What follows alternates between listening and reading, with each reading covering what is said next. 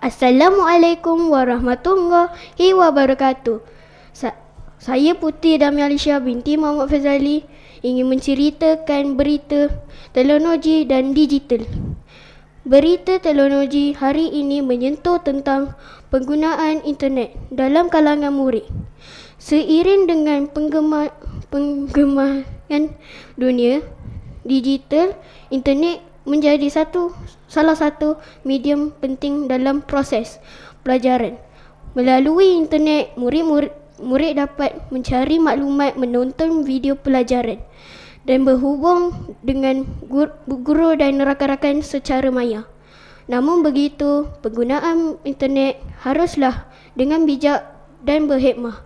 Elakkan melayari laman yang tidak berfaedah dan jangan mudah terberdaya dengan maklumat palsu. Pihak sekolah mengingatkan semua murid agar mengutamakan keselamatan ketika di dalam alam maya.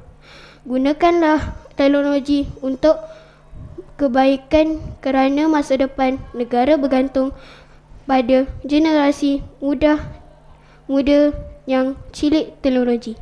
Sekian, terima kasih.